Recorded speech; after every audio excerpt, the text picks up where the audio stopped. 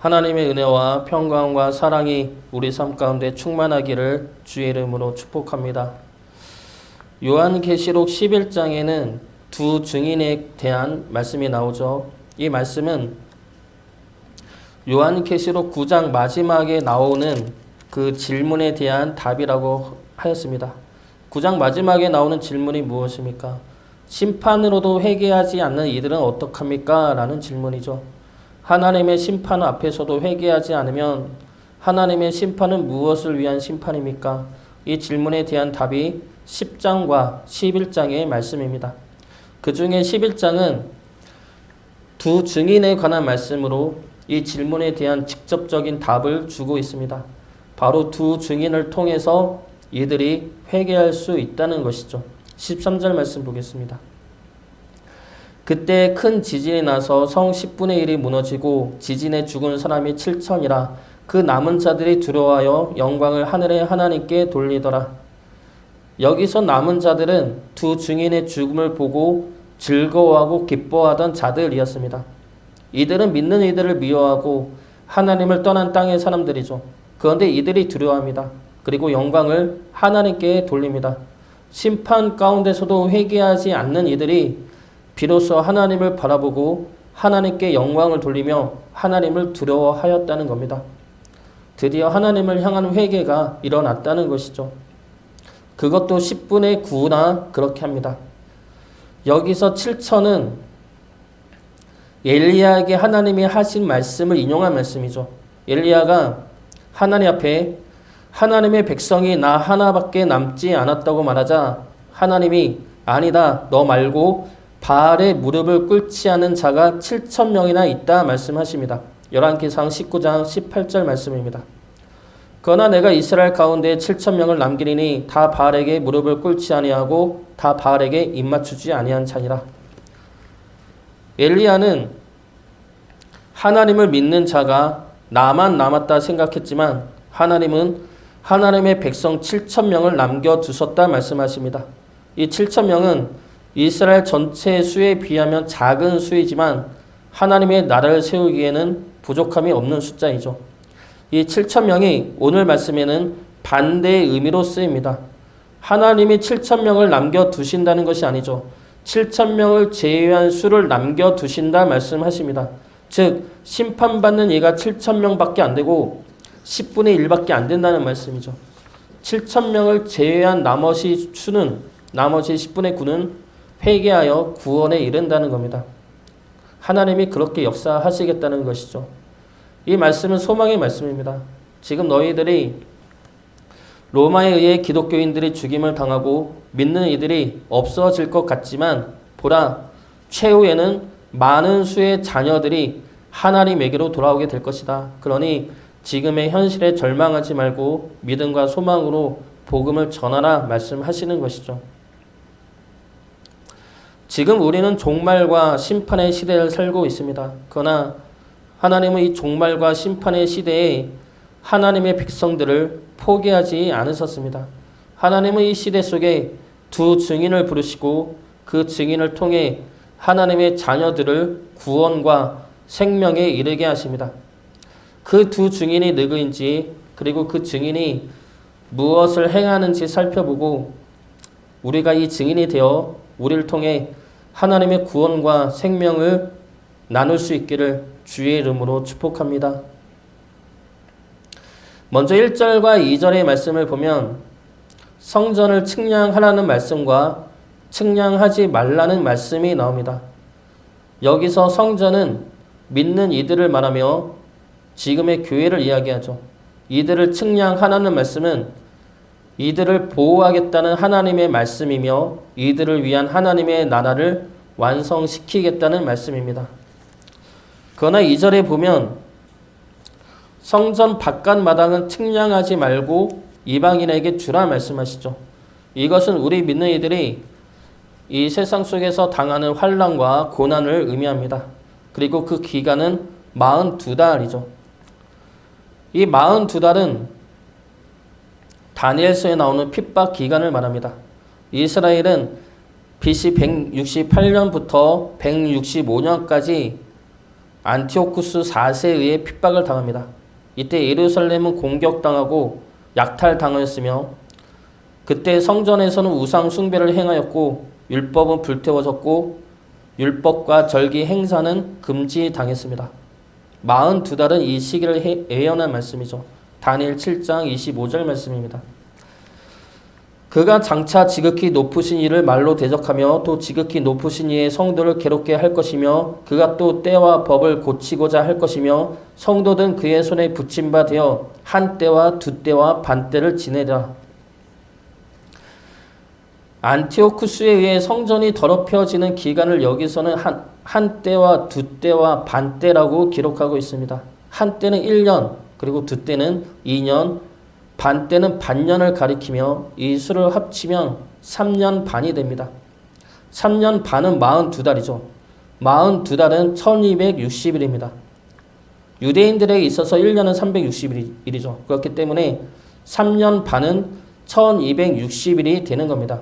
그래서 한 때, 두 때, 반 때, 42달, 1260일 그것들은 모두 같은 말이며 이 말은 고난과 핍박을 당하는 기간을 말합니다. 그리고 이 기간은 요한계시록에서 종말의 때와 심판의 때를 가리키는 말씀입니다. 즉 초림부터 재림 때까지의 지금을 가리키는 말씀이죠. 상징적인 시간입니다. 이때 교회는 고난과 핍박을 당할 것입니다. 그러나 동시에 하나님은 하나님의 교회를 보호하시고 지켜주십니다. 그리고 하나님의 나라를 완성해 나가시죠. 그리고 3절을 보면 그 시기에 두 증인이 나옵니다.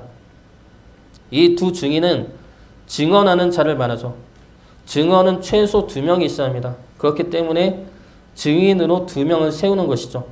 이들에게 권세를 주고 굵은 베옷을 입게 하십니다. 굵은 베옷은 슬픔과 회개를 상징하는 옷이죠. 예레미야 4장 8절 말씀입니다. 이로 말미암아 너희는 굵은 배를 두르고 애곡하라. 이는 여호와의 맹렬한 노가 아직 너희에게서 돌이키지 아니하였습니다. 굵은 베옷을 입고 예언한다는 것은 하나님을 향한 회개의 말씀을 전한다는 것이죠. 그 기간이 1260일, 즉 42달입니다. 초림과 재림 사이의 모든 기간에 걸쳐 하나님을 향한 회개의 말씀을 전하는 자들이 이 두 증인이죠. 그리고 이들 두 증인은 두 감람나무이고 두 촛대입니다. 4절 말씀 보겠습니다. 그들은 이 땅의 주 앞에 서 있는 두 감람나무와 두 촛대니, 두 촛대는 요한계시록 1장 20절에 나왔듯이 교회를 의미합니다. 그리고 감람나무는 기름 부음 받은 자, 즉 구별된 자를 의미합니다. 이 말씀은 스가랴 4장을 배경으로 한 말씀이죠. 스가랴 4장 12절부터 14절까지 말씀입니다.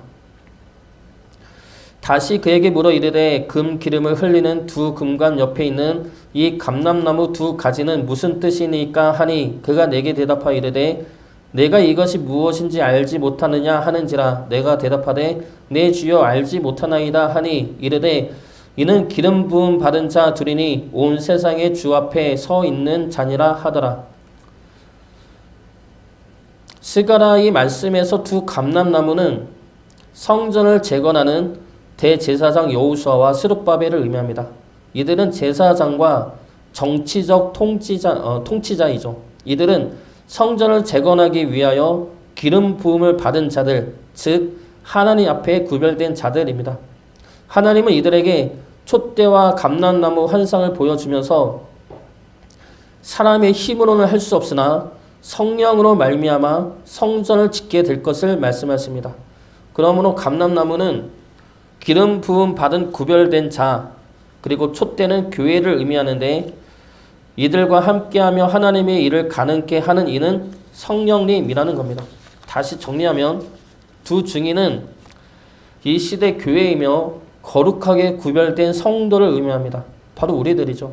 하나님의 말씀을 전하고 회개를 촉구하는 이 시대 교회와 믿는 우리들이 바로 이 두 증인인 것입니다.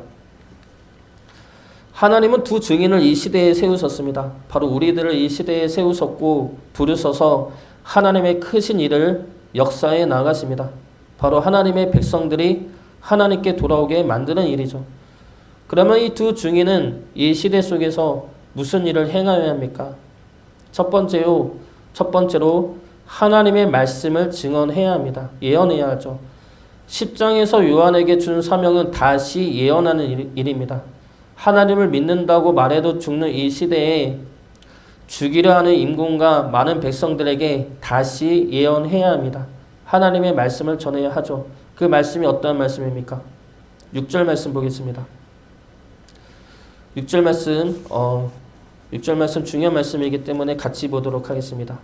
그들이 권능을 가지고 하늘을 닫아 그 예언을 하는 날 동안 비가 오지 못하게 하고 또 권능을 가지고 물을 피로 변하게 하고 아무 때든지 원하는 대로 여러 가지 재앙으로 땅을 치리로다. 이 말씀은 구약의 엘리야와 모세를 가리키고 있는 말씀입니다. 엘리야와 모세는 구약을 대표하는 자들이죠. 구약은 율법과 선지서로 분류가 되는데 모세는 율법을 대표하고 엘리야는 선지자를 대표합니다. 엘리야는 6절 말씀처럼 하늘을 닫아 비가 오지 못하게 한 자이죠. 열왕기상 17장 1절 말씀입니다. 길르앗에 우거하는 자 중에 디셉 사람 엘리야가 아합에게 말하되 내가 섬기는 이스라엘의 하나님 여호와께서 살아계심을 두고 맹세하노니 내 말이 없으면 수년 동안 비도 이슬도 있지 아니하리라 하니라. 엘리야는 우상을 섬기는 아합 왕을 향하여 가뭄을 선포합니다. 그러므로 엘리야는 무엇을 이루려 합니까? 엘리야의 목적이 무엇입니까? 이스라엘 백성들의 마음을 하나님께 돌이키게 하려 했다는 겁니다. 열왕기상 18장 37절 말씀입니다. 여호와여 내게 응답하옵소서 내게 응답하옵소서. 이 백성에게 주 여호와는 하나님이신 것과 주는 그들의 마음을 되돌이키심을 알게 하옵소서 하며 엘리야의 모든 사역은 이스라엘의 마음을 하나님에게로 돌이키게 하는 것입니다. 백성들이 하나님에게로 돌아오게 하고 하나님이 돌아오기를 원하고 계심을 알려주며 하나님이 돌아오도록 역사하고 계심을 증거하는 일입니다. 이것이 엘리야가 예언한 말씀이고 엘리야의 사명이죠. 모세는 물을 피로 변하게 하며 여러 가지 재앙을 애굽에 내린 자입니다. 그러므로 무엇을 이룬 자입니까? 구원을 이룬 자이죠. 애굽에서의 구원이 모세에게 주어진 사명입니다. 두 증인이 지금 엘리야와 모세의 일을 행하고 있다는 것은 엘리야와 모세를 통해 드러난 하나님의 말씀을 전하고 있다는 것이죠. 그 말씀이 무엇입니까? 바로 회개와 구원이라는 겁니다. 엘리야를 통해 하나님은 자신의 백성들에게 돌아오라 말씀하고 계시며 모세를 통해 내가 너희를 구원해낼 것이다 말씀하고 계시는 겁니다. 그리고 그 말씀을 이제는 두 증인에게 맡기신 것이죠. 그리고 이 두 증인은 거룩하게 구별된 하나님의 교회, 즉 우리들입니다. 하나님은 우리들에게 회개와 구원의 말씀을 맡기시고 우리에게 그 말씀을 전하라 말씀하고 계시는 겁니다. 이 심판의 시대 속에서, 종말의 시대 속에서 하나님에게 돌아오라고 내가 너희를 구원해 낼 것이라고 그 하나님의 말씀을 우리가 전해야 할 것입니다. 심판받을 것이다가 아닙니다. 지옥에 갈 것이다가 아니라 우리가 전할 것은 하나님이 기다리고 계시며 돌아오길 원하고 계시며 하나님이 구원해 낼 것이며 하나님의 나라가 기다리고 있다는 말씀입니다. 그 말씀을 종말의 시대 속에서 전할 수 있는 주의 증인 되시기를 주의 이름으로 축복합니다. 두 번째로 두 증인은 주님의 십자가를 따라가야 합니다. 두 증인이 하나님의 말씀을 예언할 때 무저갱에서 짐승이 올라와 그들을 죽입니다. 여기서 무저갱에서 올라오는 짐승은 사탄을 의미하죠. 이들은 교회를 핍박하고 믿는 이들을 향한 공격을 극심하게 행할 것입니다. 그래서 세상 사람들은 교회가 지고 믿는 이들이 무력하게 죽임을 당하는 것을 보고 비웃을 것입니다. 그런데 두 증인이 죽은 곳이 어디입니까? 소돔이면서 애굽이면서 예수님이 십자가에 못 박히신 곳이죠. 8절 말씀 같이 보겠습니다. 그들의 시체가 큰 성 길에 있으리니 그 성은 영적으로 하면 소돔이라고도 하고 애굽이라고도 하니 곧 그들의 주께서 십자가에 못 박히신 곳이라. 소돔은 어떠한 곳입니까? 음행이 가득한 곳이죠. 성경에서 음행은 하나님을 떠나 다른 우상을 섬기는 모습을 나타낼 때 쓰이는 단어입니다. 그러므로 소돔은 하나님을 떠나 하나님이 아닌 것을 더 사랑하고 있는 곳입니다. 하나님이 아닌 돈을 사랑하고 쾌락을 추구하고 하나님이 아닌 이 땅의 명예와 권력을 탐하고 사랑하는 곳이죠. 애굽은 어떠한 곳입니까? 하나님의 백성을 노예로 삼은 곳입니다. 하나님의 백성들에게 고통과 핍박을 가하며 가혹한 박해를 가하는 곳입니다. 그런데 그곳은 어떠한 곳입니까? 예수님이 십자가에 못 박히신 곳이죠. 예수님의 십자가는 죄를 사하는 십자가입니다. 예수님의 십자가는 죽음을 깨트리고 생명을 심어주는 생명의 십자가이죠. 두 증인이 지금 소돔과 애굽과 십자가에 못 박히신 곳에 죽음을 당했다는 것은 소돔과 고모라 같은 곳에 십자가를 지고 가라는 것입니다. 소돔과 같이 하나님이 아닌 것을 더 사랑하며 하나님 앞에서 음행을 행하는 자들 앞에서 하나님의 사랑과 구원을 전하라는 것입니다. 애굽과 같이 하나님의 백성들을 핍박하고 박해하며 고통과 죽음을 주는 곳에 가서 하나님의 사랑과 구원을 전하라는 것이죠. 그것을 죽기까지 행하라는 것입니다. 주님이 그들을 위해 십자가를 지신 것처럼 주님을 따라 그곳에 십자가를 지고 가라는 겁니다. 그 사명을 이루다 설령 죽는다 하더라도 그렇게 가라는 것이죠. 하나님은 지금 로마 시대 믿음의 사람들에게 그리고 지금 우리 교회들에게 이 말씀을 명하고 있는 겁니다. 주님이 십자가를 지고 우리에게 오신 것처럼 그렇게 우리를 살려내신 것처럼 우리 역시 그렇게 소돔과 애굽으로 내려가 십자가를 지라 말씀하고 계시는 겁니다. 이것은 단순히 말을 하라는 것이 아니죠. 전도의 말을 하고 교회에 나오라 강요하는 것이 아닙니다. 그들 앞에서 구별된 하나님의 백성으로 서라는 겁니다. 그들과 같이 욕심내고 자기 의를 드러내고 자기 자존심을 세우지 말고 참고 인내하고 사랑하고 섬김으로 하나님의 백성임을 스스로 드러내라는 겁니다. 소돔과 애굽 같은 세상 속에서 십자가를 붙들고 하나님의 백성된 삶을 지켜내라는 것이죠. 하나님이 아닌 다른 것들을 사랑하는 사람들 앞에서 하나님을 사랑하며 믿는 이들을 저주하고 박해하는 그들 앞에서 하나님의 구원을 믿고 바라볼 수 있어야 합니다. 하나님이 우리를 구원해낸 것처럼 그들 역시 구원에 이르게 하실 하나님의 능력과 말씀을 믿어야 하는 것이죠. 소돔과 같은 곳에서도 애굽 같은 곳에서도 주님의 십자가를 붙들며 증인된 삶을 살아가시기를 바랍니다.